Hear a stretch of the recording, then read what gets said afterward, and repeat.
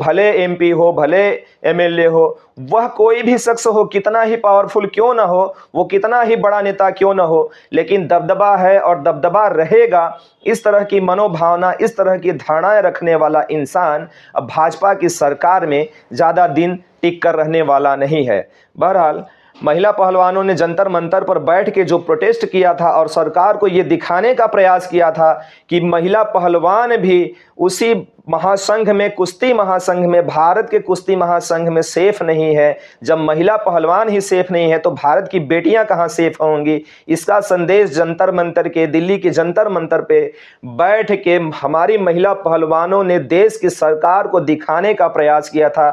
वर्तमान सरकार को उस टाइम पे हालांकि कुछ दिखाई नहीं दिया और ना ही सुनाई दिया। हमारी महिला पहलवानों के ऊपर तमाम तरह के जो है सरकार की शक्तियां हुई, प्रशासन की शक्तियां हुई, उन पर तमाम तरह के आरोप लगाए गए।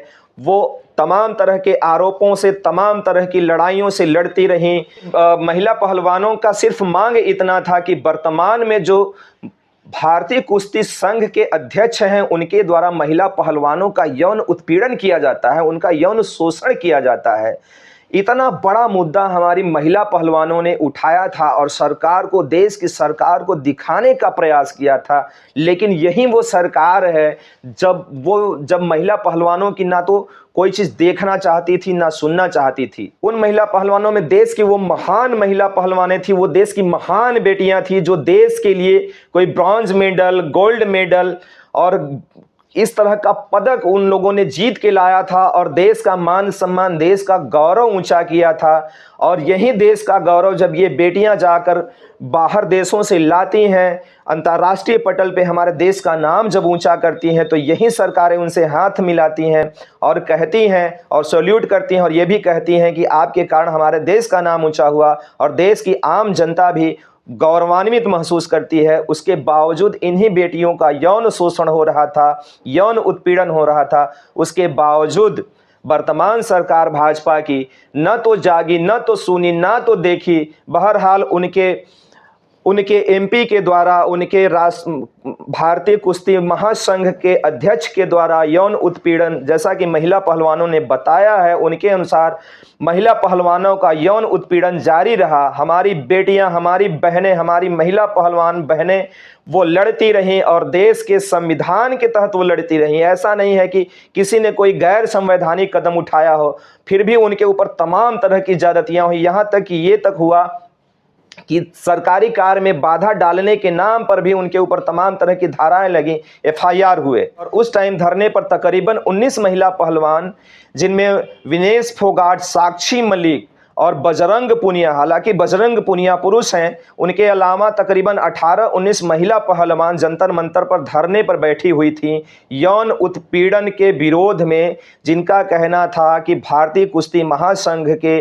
अध्यक्ष के द्वारा उनका यौन शोषण किया जाता है या यौन शोषण करने का प्रयास किया जाता है, जिसको सरकार सुने, समझे और उसके खिलाफ कोई कदम उठाए। बहरहाल उस टाइम तो नहीं, लेकिन उसके कुछ महीनों के बीतने के बाद जब सरकार की तमाम तरह से किरकिरी होने लगी, तो सरकार के द्वारा, शासन के द्वारा उनको आश्वासन ये दिया गया कुश्ती महासंघ के अध्यक्ष का चुनाव फिर से हो और उसमें जो है, उस चुनाव में बृजभूषण शरण सिंह या उनका कोई भी करीबी संबंधी, नात, रिश्तेदार, मित्र वगैरह कोई भी चुनाव ना लड़े और खास करके किसी महिला अध्यक्ष का चुनाव हो, ताकि महिलाएं जो उसमें बहने जाती हैं महिला पहलवान के तौर पे, वो सेफ, अपने आप को सेफ फील कर सकें, सेफ महसूस कर सकें। हालांकि उनकी बातों को जो है सरकार ने समझने का प्रयास किया। उसके बाद भारतीय कुश्ती संघ के अध्यक्ष का चुनाव होता है और चुनाव में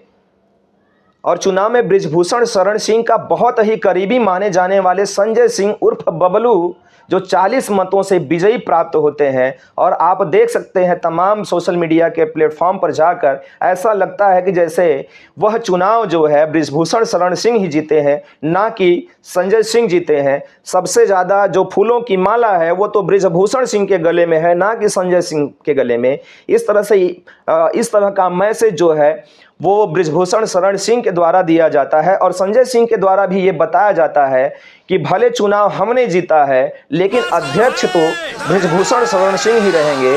और वहाँ पे जो है बृजभूषण शरण सिंह के द्वारा यह भी कहा जाता है कि दबदबा है और दबदबा रहेगा, यह तो भगवान की देन है। तो कि भारतीय कुश्ती संघ के अध्यक्ष का चुनाव होने के बाद जब साक्षी मलिक देखती हैं कि बृजभूषण शरण सिंह का ही खास आदमी संजय सिंह चुनाव को जीत गए हैं, तो उसके बाद साक्षी मलिक एक प्रेस कॉन्फ्रेंस आयोजित करती हैं और उसमें उन्होंने जो है अपने जूते को बकायदा उठा के टेबल पर रख दिया बड़े सम्मान के साथ, और वो रोते हुए आंखों से उन्होंने कुश्ती से इस्तीफा दिया और वो वहां से चली गई। उसके बाद बजरंग पुनिया ने भी प्रधानमंत्री आवास पर जाके, प्रधानमंत्री आवास के सामने जाकर, हालांकि प्रधानमंत्री से उन्होंने कोई अपॉइंटमेंट नहीं लिया था, इस कारण वो प्रधानमंत्री से नहीं मिल पाए, आवास के सामने जाकर उनको जो पद्मश्री का अवार्ड मिला था वहां पर उन्होंने बाकायदा एक लेटर पर उस अवार्ड को सम्मान पूर्वक उन्होंने वापस कर दिया। और उनका ये कहना था कि जब हम अपनी बहन बेटियों का रक्षा नहीं कर सकते, उनको सम्मान नहीं दे सकते, तो इस पद के लायक नहीं है।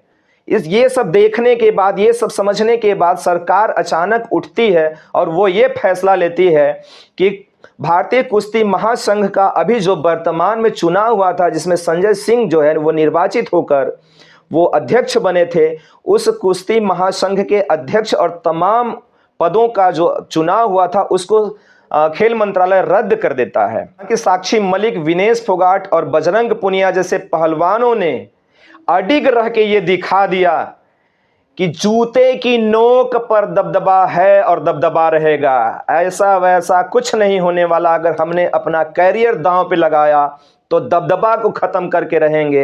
हालांकि कुछ दिन पहले वो अपनी हिम्मत हार गए थे। बहरहाल भारतीय जनता पार्टी सरकार के इस फैसले से तमाम आम जनमानस के लोग भी प्रसन्न हैं और कहीं ना कहीं हमारी जो महिला पहलवानें हैं, हमारी बेटियां हैं, वह भी अपने आप को सुरक्षित महसूस करती होंगी। मैं देवेंद्र चौहान, सुनांचल न्यूज़ से, जय हिंद।